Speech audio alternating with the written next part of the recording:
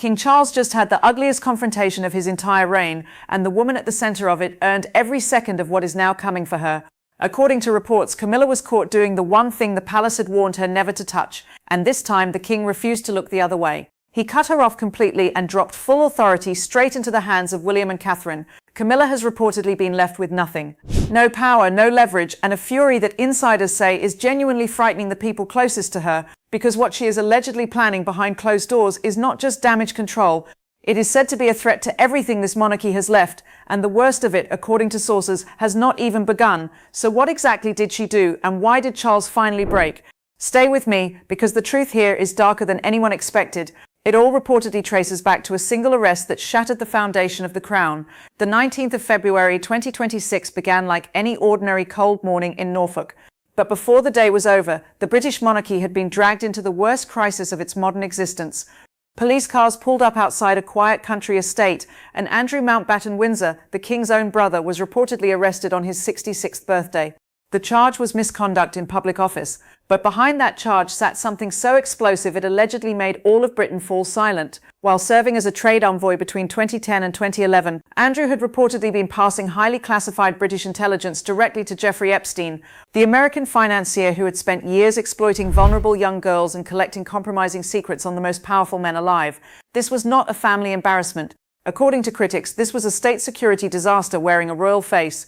But the most damning question was not about Andrew at all. It was about what the king knew and when. Keep listening. To understand why this cracked the monarchy in half, you have to understand who Epstein truly was. He was not simply a criminal. He was allegedly a predator who built an entire machine around accessing, compromising, and controlling powerful people, each one terrified of what he held over them. The idea that a senior British royal had been feeding such a man state secrets did not just bruise reputations. It raised a terrifying question about how much damage had already been done and how many years earlier it had quietly begun. And that same morning, as the story burned across every screen in Britain, King Charles sat inside Buckingham Palace, his body still being ravaged by cancer. Then came the detail that reportedly enraged critics most of all. According to a Radar Online insider, Charles was not shocked. He had allegedly known the entire time. He knew what Andrew had done, knew exactly what his brother was, and looked the country in the eye and said nothing at all. But was there proof behind such an explosive claim? There was reportedly more than you would think. Intelligence officials had allegedly confirmed that Andrew's activities were under surveillance for years, and that those reports had been delivered straight to Buckingham Palace on multiple occasions. Yet the palace reportedly sat on every one of them. Every action ever taken against Andrew, critics say, came only after public outrage made silence more dangerous than exposure. His 2019 withdrawal from public duties followed that disastrous BBC interview, where he claimed he had no memory of ever meeting the woman who accused him of misconduct when she was just 16. The public did not believe a single word. The stripping of his titles in 2025 came only after that same woman had tragically taken her own life, leaving behind a memoir so devastating the palace could no longer protect his name. Royal author Andrew Lowney publicly suggested the palace may have helped pervert the course of justice and said Charles should step down. American Congressman Ro Khanna went further, insisting that stripping a title was nowhere near enough and that Charles owed the public an honest accounting. And the public was already screaming that very question directly at him. On October 27, 2025, Charles arrived at Lichfield Cathedral for what should have been a warm walkabout. Thousands lined the streets to cheer. Then one man tore through the moment, shouting directly into the king's face, demanding to know how long he had known about Andrew and Epstein and whether he had asked police to cover for his brother. Charles kept walking. He waved, moved on, and said absolutely nothing. That silence was reportedly more damning than any answer. A Savanta poll around that time found only 45% of British adults still supported the monarchy, a number that would have been unthinkable years earlier. A YouGov survey found 51% believed the family needed to respond far more forcefully. The institution was hemorrhaging public trust in real time. And inside Andrew's own family, the arrest was tearing everything apart. His daughter, Princess Eugenie, had reportedly cut him off entirely, consumed by anger at his refusal to face the victims.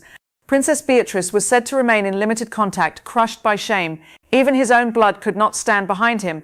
But while the family fractured, one man was already moving with terrifying speed, and what he did next would change everything. Within hours of the arrest, William was reportedly building the response strategy himself. The speed told the real story. This was not a man caught off guard. For years, William had reportedly raised the alarm about Andrew.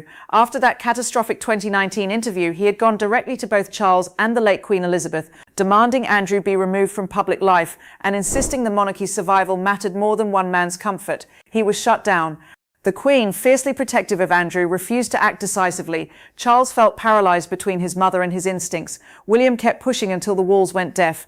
Now the very catastrophe he had warned about had arrived in its ugliest form, and the same family that dismissed him was suddenly desperate for him to fix the wreckage. But as he seized control, something was happening inside the palace that would pour fuel on the fire, and it had everything to do with Camilla. While the palace scrambled to cut every connection to the scandal, Camilla was reportedly on the phone with Sarah Ferguson, the ex-wife of the man just arrested, a woman whose name was scattered throughout the Epstein files. When word of that call reached William, sources say it did not read like a mistake. It read like a challenge. From that moment, William reportedly understood that part of the crisis was not coming from outside the palace walls at all. It was sitting right beside the king. But to grasp the full weight of what William was taking, you first have to understand what it cost the man he took it from. Charles became king in September 2022 at 73, the oldest person in British history to take the throne after 70 years of waiting in his mother's shadow.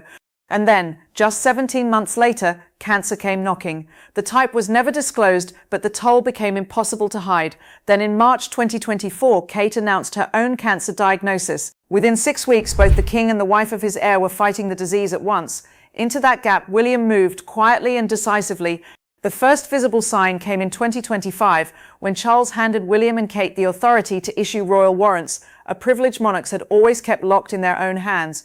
But the real transfer was happening inside the Andrew crisis.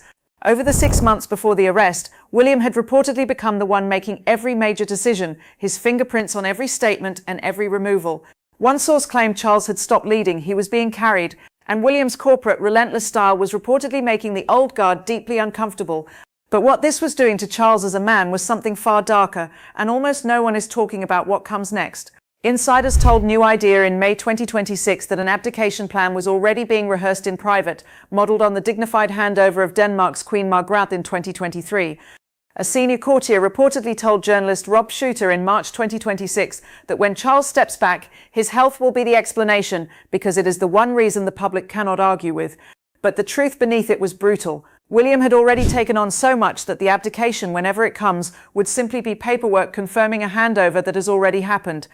And as all of this unfolded, the woman who had stood beside Charles through decades of hatred began to feel something she had never allowed herself to feel. Camilla was beginning to feel afraid. To understand how far she fell, you have to remember how impossibly far she had climbed. For years, she was the most despised woman in Britain, the third person in a marriage the entire world was watching. When Diana died in 1997, that grief curdled into something ugly and landed squarely on her. Yet Camilla fought back through years of thankless work, married Charles in 2005, and by the coronation in May 2023 had clawed back enough tolerance to be crowned queen consort. But one person had watched every step with eyes that never warmed. Royal biographer Christopher Anderson reported that at her first real meeting with William at Clarence House, she was shaking so badly she needed a drink to steady herself.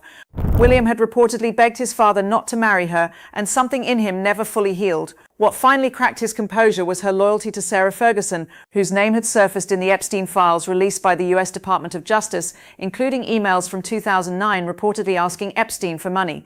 In late February 2026, William delivered his ultimatum, demanding total and immediate separation from Ferguson, no exceptions. Camilla reportedly erupted, telling Charles that William had massively overstepped, that he was not yet king, and then the floor dropped beneath her. Charles chose his son. Days later, after Camilla appeared beside abuse survivor Giselle Pellicourt before the cameras, the backlash was ferocious, with the public asking how she could champion survivors while refusing to distance herself from Ferguson. Meanwhile, Kate had stepped into crisis management with a magnetism Camilla could never match, reportedly even gesturing for Kate to leave a room during an exchange with Melania Trump, a moment that turned cold tension into open warfare. And in the cruelest twist of all, sources say Charles privately asked William to let Camilla keep some dignity after he is gone.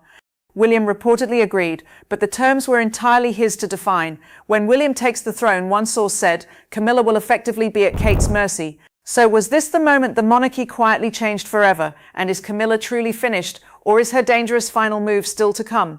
Tell me what you think in the comments, and if you want the next chapter of this unfolding war for the crown, stay close. This is Royal Pulse, where whispers around the crown come to light.